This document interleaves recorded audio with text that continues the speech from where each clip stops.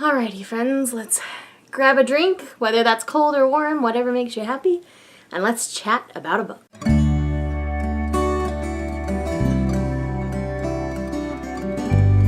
My drink of beverage tonight is Diet Coke, because I am a Diet Coke lush. Hello friends, my name is Shayla, and today I am here to do a book review for you. This one's a little more casual. I'm sitting down, it's a different part of my shelves, but I thought it would be fun to kind of film it this way and see if you guys enjoy this format for a review a little bit better. So today we are talking about Between the Sea and Stars by Chantal Gaudry, is how I want to say her name. I'm sorry if I mispronounced that, Chantal.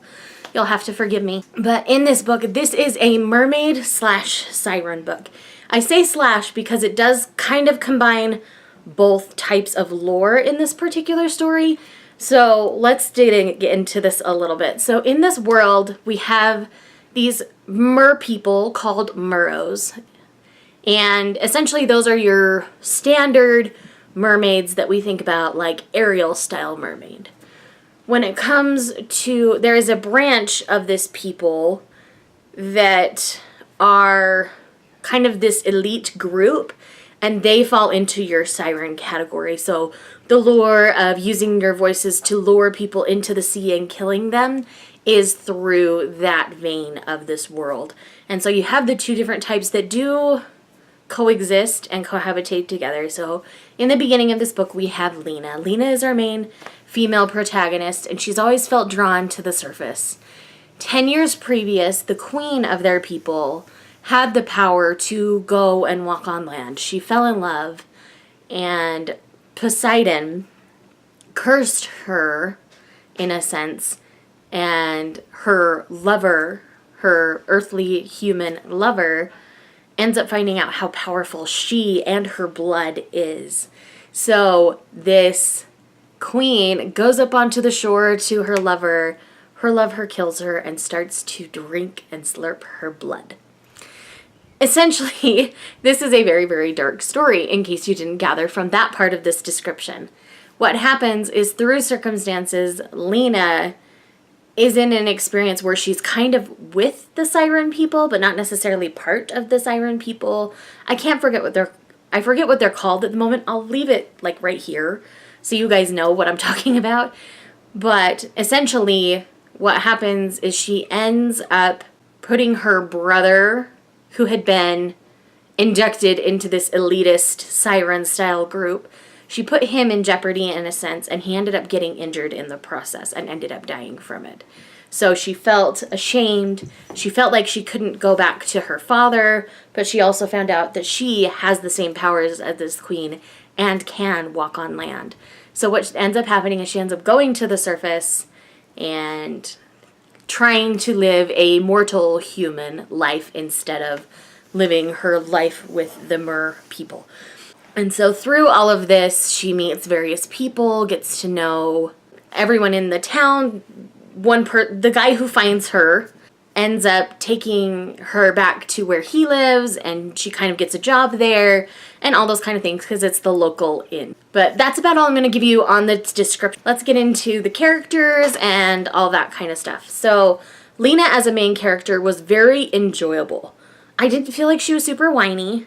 She fought for everything that she had under the service and fought for everything she had above the service.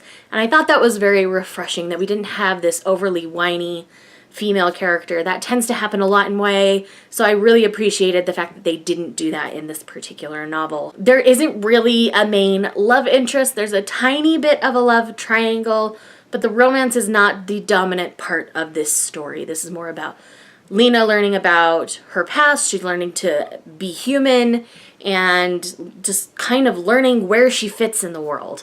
And I found it to be a great mermaid-style coming-of-age story. I ended up giving this 4.5 stars. I was pleasantly surprised by this. I was sent this from the publisher. Thank you to Parliament House for sending me this e-arc. I ended up really enjoying this story. You know, I went into it thinking, oh, it's a mermaid story. I'll probably like it. I'll give it at least, 3.5, 4 stars. That'll be a good one. No, I really loved this. I liked that it was darker. I liked that this is probably going to be at least a duology, if not a trilogy. It leaves you on a pretty decent cliffhanger at the end. It's wrapped up enough, but it's not like fully wrapped up. So you're not going to be totally like, oh my gosh, why did this author do this to me? It's tidy enough, like it's closed one arc, but it's opening the other at the same time. If you think about it in like just story arcs. Yeah, it closes the one that it's on and opens up another one right at the end. So anyways, I ended up really enjoying this book, and I really think you guys should give it a try. I will leave links down below to where you can purchase it. You guys can kind of explore it from there. Do know that it is a darker story. If you're not looking for a dark mermaid story, don't go anywhere near this one because it's dark and kind of gruesome at moments. But I ended up really, really, really enjoying this. Yeah, it's really fantastic, and I was pleasantly surprised. I have to be honest, I read most of this in a hammock in the mountains, and it was glorious. I loved every second of it. I talked about it quite a bit in a reading vlog that I did recently. I'll link that as well, so you can check that out.